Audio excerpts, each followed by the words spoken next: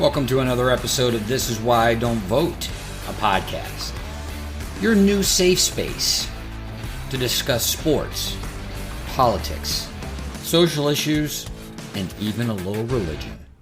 As always, we will take it very seriously, but not too seriously.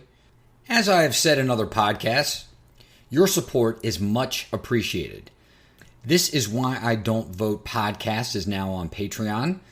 If you like what you hear, please come over there and support. It's also on Twitter and Instagram, so feel free to follow. This Is Why I Don't Vote podcast. On the slate for this week, social proof and public opinion polls. A marriage made in hell. We've got NBA playoffs, NHL playoffs. The University of Tennessee Vols are in the College World Series. And a note on partisan bickering. Without further ado. Act 1, we must evolve from social proof, because it is bullshit. A man named Frank Luntz has been in the news for the better part of the month of May for a couple of reasons, both of which I wanted to touch on in the larger spectrum of the concept of social proof. Frank Luntz is a very accomplished, very high-profile pollster. He is closely associated with the Republican Party, but he provides polls, data, to a number of corporate interests based on public opinion. Public opinion surrounding political parties, political candidates, social issues, corporate placement, product branding, things of that nature.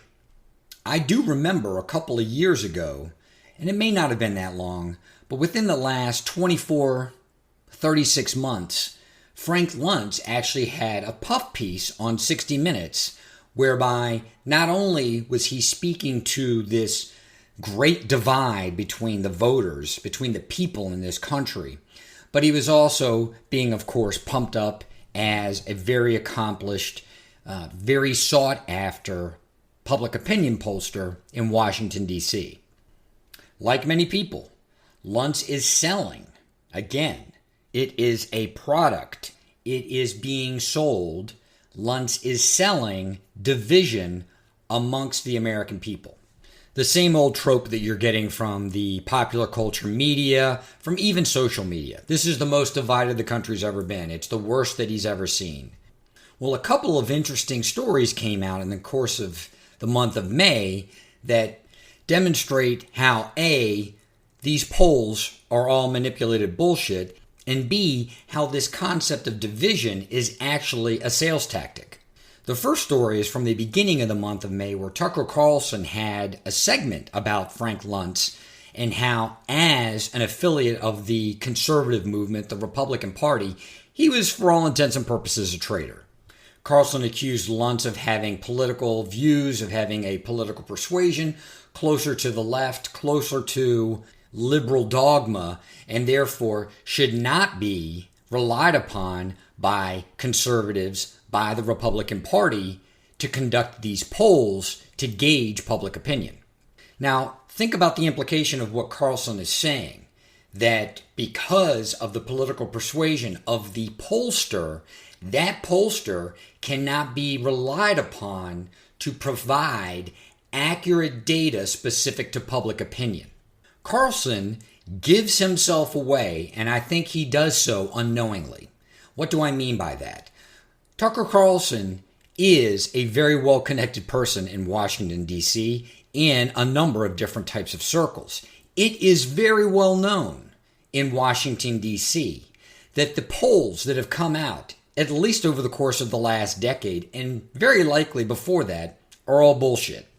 There are now so many organizations that are conducting polls, that are trying to collect data, that are measuring public opinion, that it is no longer a scientific endeavor. Because it is no longer a scientific endeavor, you have someone like Carlson basically saying, look, if we can't trust this guy on his political beliefs, on his loyalty to the party, on his loyalty to a movement, then we can't trust the data. We can't trust whether or not his polls will be accurate. If you go and you look back at when Carlson made these comments, it was at the beginning of the month of May. That's notable, dear listener, again, at the beginning of the month of May. Within the course of this same month, the month of May 2021, another story comes out about Frank Luntz, and this story is more specific to what Carlson gave away, probably unknowingly, about the nature of polling and pollsters.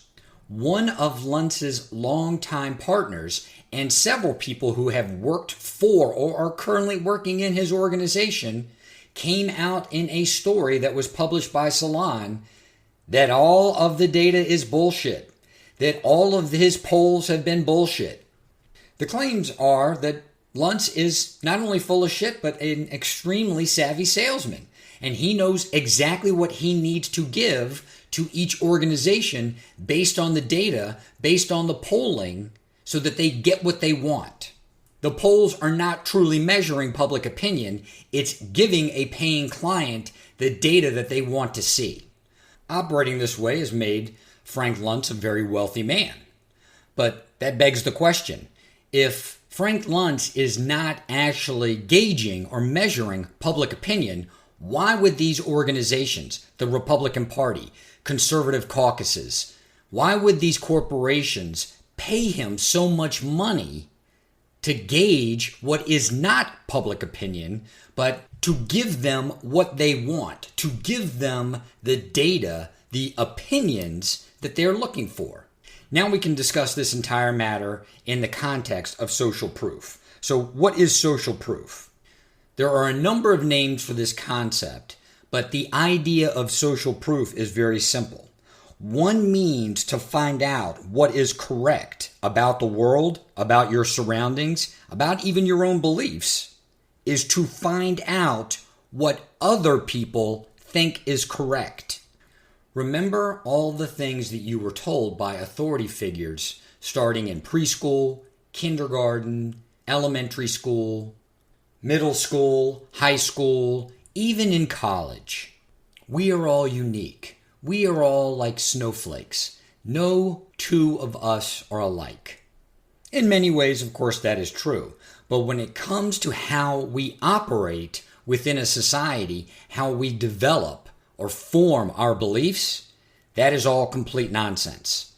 We love the concept of social proof, whether or not we understand it, whether or not we are ignorant of it. The way we like to find out what is correct about the world that surrounds us is to look around and see what other people think is correct. I hope that wheel, that little hamster wheel in your head is now spinning, dear listener. A man like Frank Luntz can go out and become a millionaire several times over because he's able to set standards for social proof. This is what other people think. This is what the majority of your neighbors, of your community members, of the people in your state, of the people in your country think about this particular issue, think about this particular product, think about this particular social movement.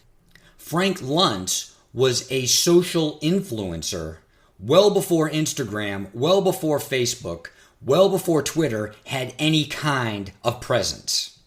All of those social media mediums, all they did was allow for people that really didn't have elite access to go out and, by way of the number of people that followed them, also become a social influencer. Now think about it. This is the same concept. It is social proof in action. Look how many followers I have. Look at the things that I like or that I promote. One way for you to find out what is correct, one way for you to find out about what is right in the world, is to see what other people think is right, what other people think is correct, by way of these social media influencers on a medium like Instagram, on a medium like Facebook, on a medium like Twitter. When you see all of the likes, when you see all of the attention being generated, you are naturally drawn to form a conclusion, and that conclusion is, unfortunately, these people are somehow right. These people are somehow correct, just by way of the volume of the social proof. Now, we can draw a very simple conclusion. Public opinion polls are not used to gauge public opinion in the 21st century, but to sway public opinion in the 21st century. Frankly, for all we know, it's been that way for decades. So what you perceive as public opinion helps shape and mold your own opinion. We all do this. We all do this instinctively. We all do this consciously sometimes, but we all do this subconsciously all the time. The concept of social proof is not new. It is well known. It has been used and manipulated by organizations, whether political, social, commercial. It's been used for decades. As the intro to this segment stated, we've got to evolve from this shit. One of the easiest ways we can evolve from things that we may not realize that we're doing is to have a light shined upon it. No one wants to admit that they are a quote-unquote victim of social proof, that they would allow the opinions of others and the aggregate of those opinions to influence the way that they saw any type of issue, that they saw any type of social movement, that they saw any type of product being pushed by a commercial organization. But we are influenced. We are influenced by it. So in formulating my presentation of this story, I began to think critically, not cynically, about all of this. And frankly, I'm excited about the way this has developed. These public opinion polls, our awareness of them, I'm excited about the way it's developed in popular culture. 2016 presidential election, Donald Trump versus Hillary Clinton. Pollsters get it wrong. 2020 presidential election between Donald Trump and Joe Biden. The pollsters get it wrong. Tucker Carlson goes on national television and calls out one of the most influential and well-known pollsters in Washington, D.C. Not a month later, an article comes out about that very pollster, Frank Luntz, and is calling most of his work bullshit. By whom, you ask? By the very people that are conducting the research for him, by the very partners that he has in the business of polling. The takeaway for us, dear listener, is simple. We simply need to ignore this. We need to ignore public opinion polls. We can't trust the organizations that are actually performing the polls. They aren't scientifically sound polls. The organizations are then influenced by the money. Of course, the people that have hired them. The data is crap. It's all manipulated. And the rationale for presenting as much is the concept of social proof. Here are what your contemporaries think is right. Here are what your contemporaries think is correct. Now that we understand, now that it has come out, that these public opinion polls are no more than manipulated data to help shape our individual opinions about, again, political candidates, political parties, about social issues, about, in particular, corporations and their products or services. Once we understand that, we can turn away from it. We can evolve from it. And guess what that does? Once we turn away from the concept of social proof, then this whole idea that we are so divided begins to fade. Your mental image of the United States of America as a divided country is shaped through the lens of these media organizations who are doing what? Relying really on these polls, on this public opinion presentation. And to the extent that there was any foundation to support the nature of this division, we now know that it's bullshit. Plain and simple. Plain and simple, dear listener. It was not accurate. It was manufactured. Now, on the conservative side, on the Republican side, you're hearing this word snowflake being used with a negative, pejorative connotation. Sexually repressed Puritans who get upset over the most trivial of things then project themselves onto the rest of the population that they don't agree with and call them snowflakes. The flip side of that coin on the liberal side is basically all of the negative pejoratives specific to sex, race, religion, right? You're a misogynist, you're a racist, a homophobe, you're against religion X, you're against religion Y. But take a step back from that. They're qualifying you as part of a group, and that group has been formulated, has been constructed vis-a-vis these public opinion polls. And we, dear listener, may even gravitate, may even associate with some of these labels based on public opinion polling, whether or not we agree with it or whether or not we disagree with it. Think about it as I've just laid it out, how these two dichotomies are set forth. You have this negative spin on a snowflake, a term that we all heard while we were growing up about our own individuality. You have a negative spin about the term tolerance, where tolerance now means acceptance, if not allegiance. And then you have the social proof. How many people are allied with this one negative connotation? How many people are allied with this other negative connotation? And then the demand that you make a decision. You be placed into one of those groups. You self-select. Then you realize, is there really a dichotomy here? Is this not just the same methodology being employed on one political spectrum or the other? One party may benefit from as much. A news network may benefit from as much. But how do you and I benefit, dear listener? That social proof that we subconsciously abide by is putting us into a box. And not only that, we're embracing as much. The pundit on MSNBC yells at me and says, make a choice, take a side. The pundit on Fox News yells at me and says, make a choice, take a side. And if they see equivocation in my eyes, they say, make a decision, make a decision. Well, I have made a decision. I've decided you're a bunch of fucking assholes. A bunch of manipulative fucking assholes trying to get me to buy into product to continue to come back and consume your lousy, simple, base content. I've chosen to reject social proof. I've chosen to take my own side.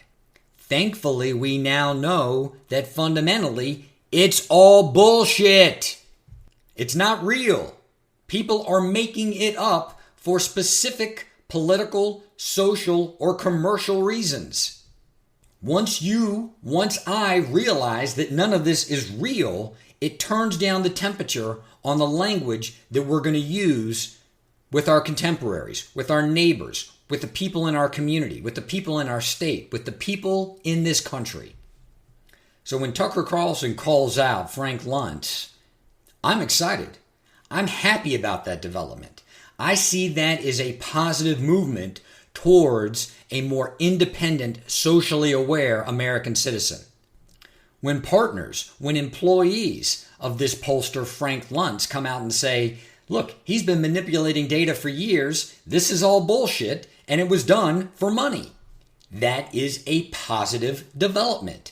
That is helping us now see a light into our own weakness, into our own desire for social proof that we can now then examine and hopefully evolve from.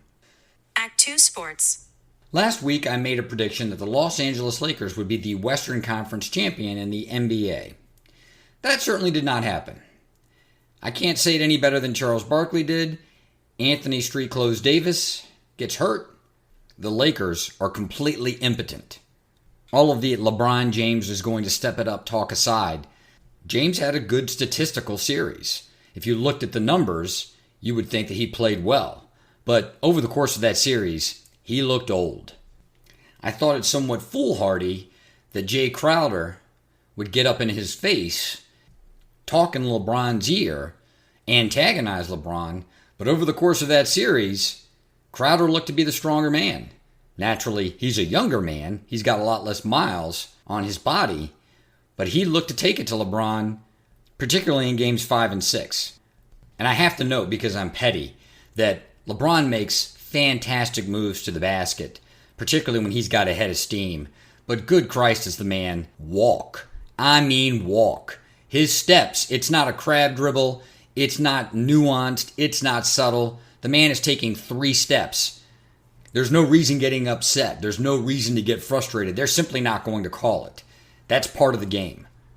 But when LeBron didn't have a head of steam, when they had to get into the half court, he frankly didn't look that sharp. He looked like a man who's been playing in the NBA for almost 2 decades.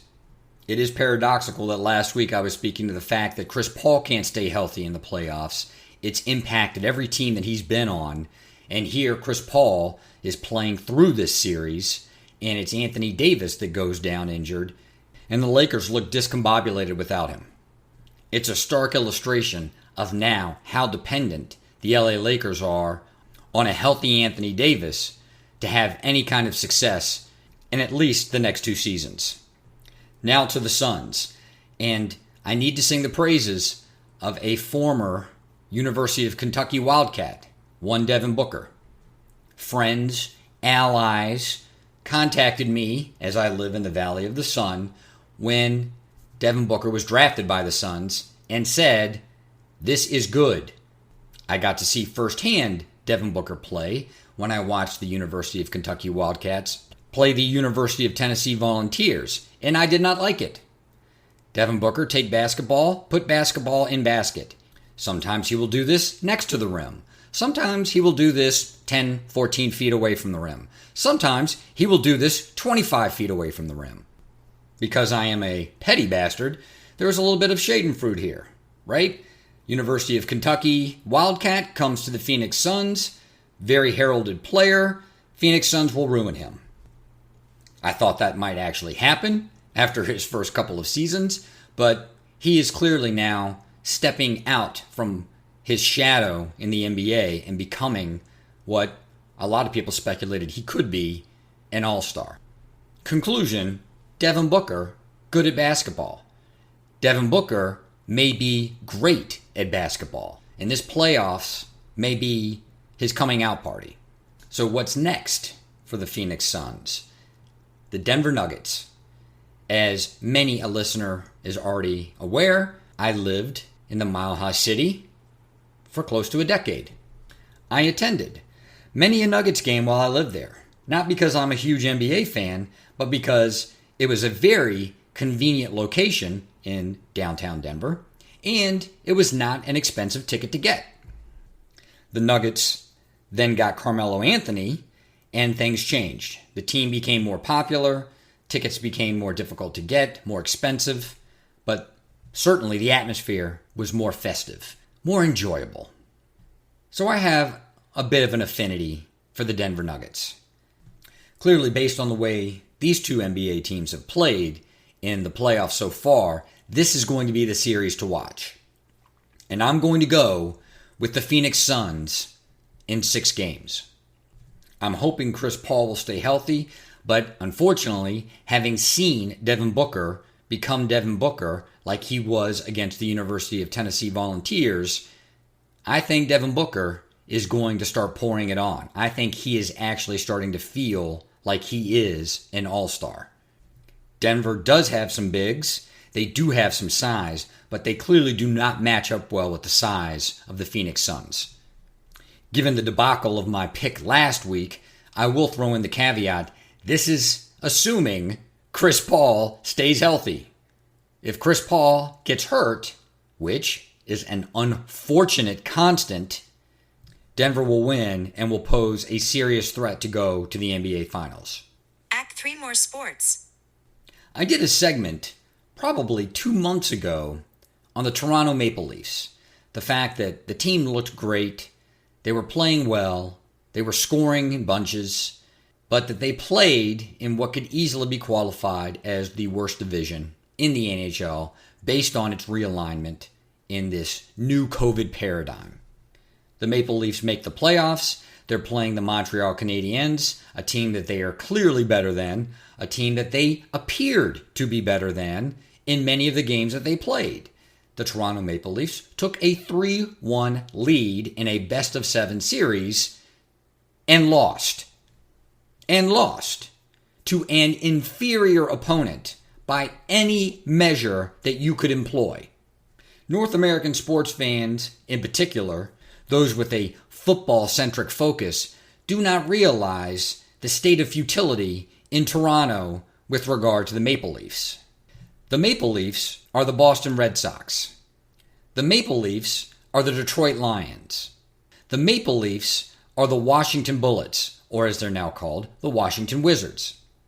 The futility is such that the fans expect the worst, and the fans' expectations have been manifested, have been realized over the course of the last 4 seasons. With this young, up-and-coming team, the Toronto Maple Leafs are, I believe, 0-8 in closeout games to advance to the next series.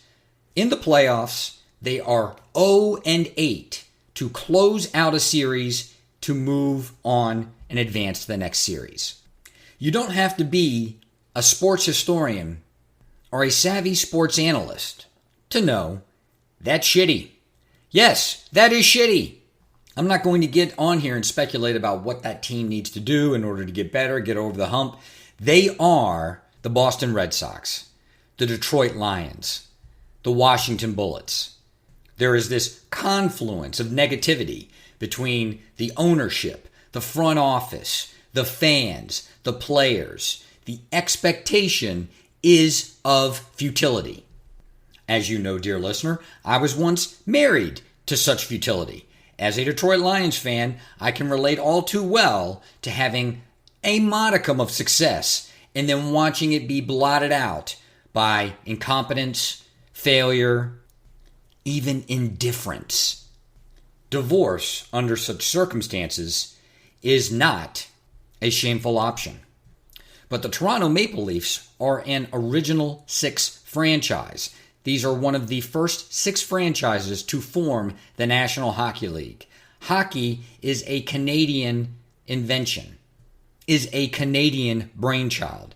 The Toronto Maple Leafs and the Toronto fan base will never divorce, just like the Boston Red Sox and the Boston fan base could never divorce. But it is an abusive relationship. People will say things, words will be written. I really don't care about any of it.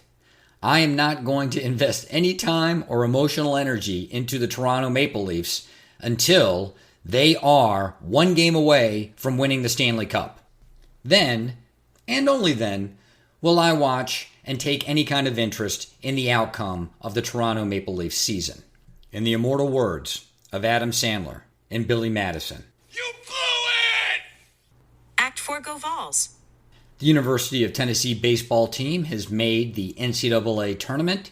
It's hosting its first Super Regional since the year 2005, and I couldn't be more excited. Yes, I actually sat and watched college baseball games on ESPN Plus and on the SEC Network following the University of Tennessee Volunteers. I know there are a number of very good college baseball teams, but unfortunately, after having watched the SEC, having watched the University of Tennessee, I cannot see anyone beating the University of Arkansas. For those that may not be major fans of the sport of baseball, it's pretty simple. You score runs, they score runs. You score more runs than they score, you win.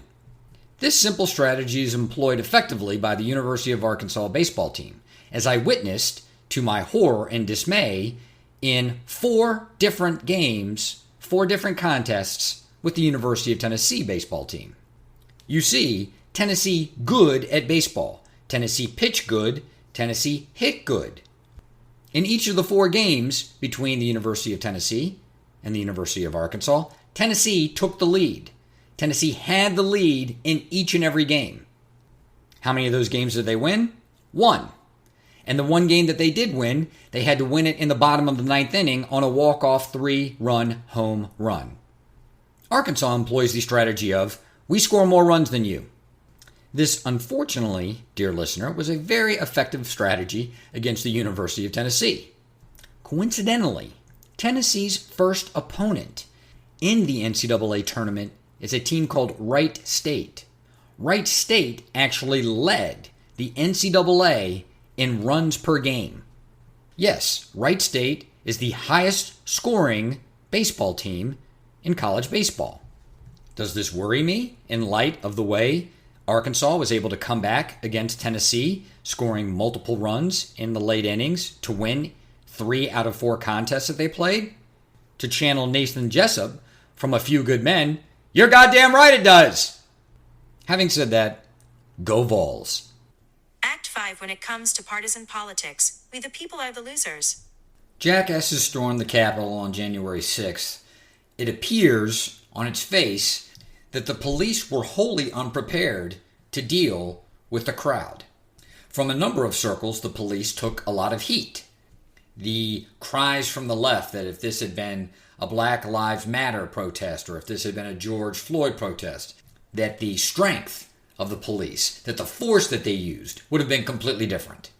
But more and more stories in the media began to drop that the so-called mob that collected outside of the White House may have only been partly a mob.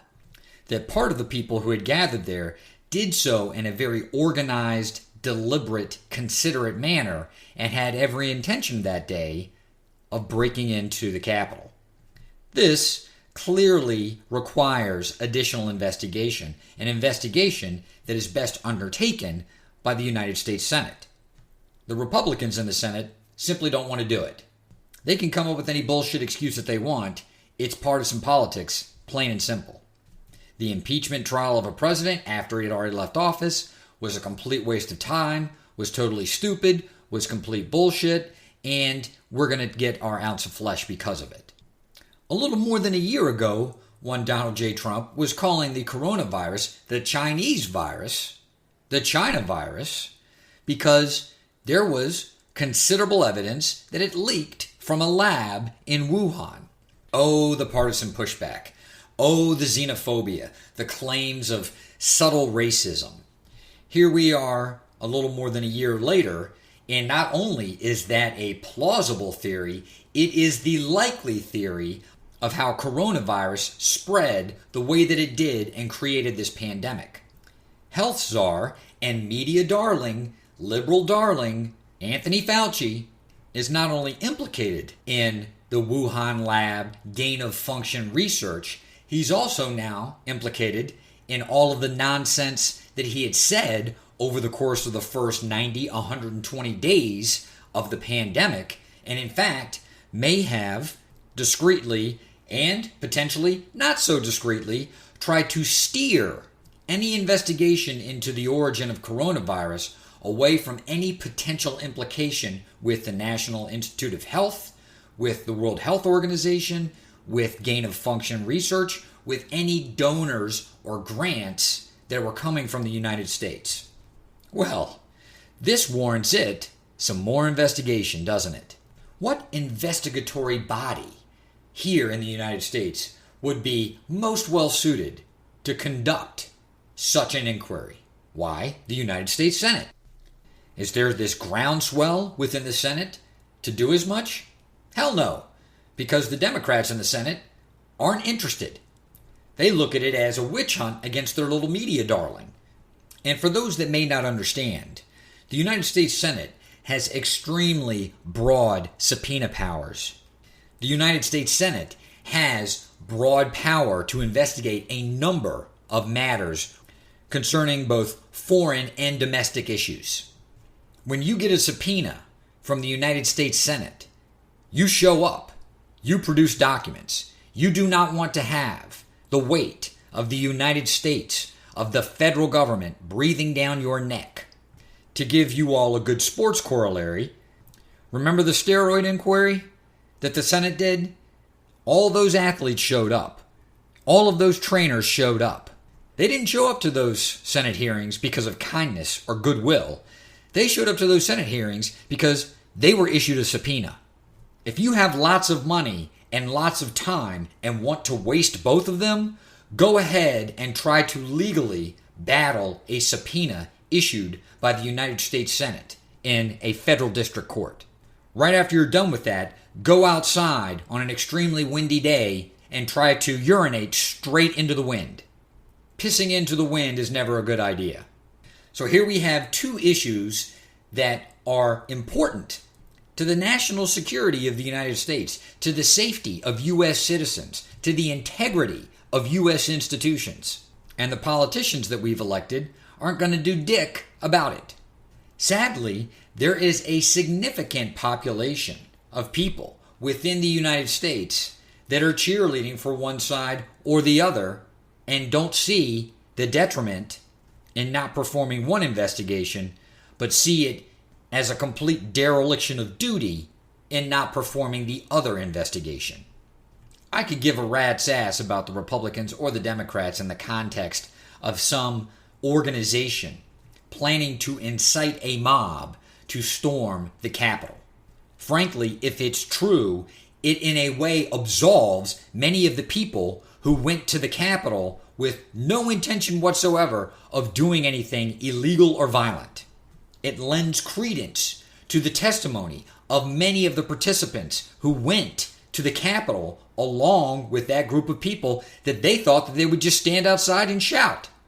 On the other end of the spectrum, you have this buffoon who was elevated to a media darling and presented as the antithesis of what the current president was, leaning on us as Americans to listen to the science, to follow the science, when it turns out following the science means following the money from the United States to a lab in Wuhan so that we could be privy to the results of gain-of-function research.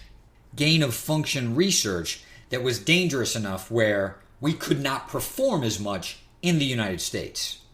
As I stated in a prior episode, one of the reasons why it's so important to have an investigation and to get to the bottom of not only the source of the coronavirus, but how it came to be. Where did the money come from? Where did the ideas come from? It is important to understand as much because many in the scientific community, as a result of the pandemic, are now promoting that we spend billions and billions of additional dollars in gain-of-function research. This research has basically been pitched to us like it's going to solve all of our problems, that it's going to create modern miracles, when in fact it has created one of the largest pandemics the world has ever seen, and is likely to be capable of creating similar pandemics in the future. I've said it before on this podcast, and it is worth mentioning again. Whether you are a Republican or a Democrat, the mantra is the same. Never let a good political crisis go to waste. The left clamor for an investigation into the Capitol riots. The right clamors for an investigation into the source of the coronavirus, the Wuhan lab leak theory. Both use the crisis for partisan political bickering, and it is we the people that suffer for it. This is why you treat a politician like a whore and you treat a whore like a politician. All your dreams will come true. This is Why I Don't Vote, a podcast.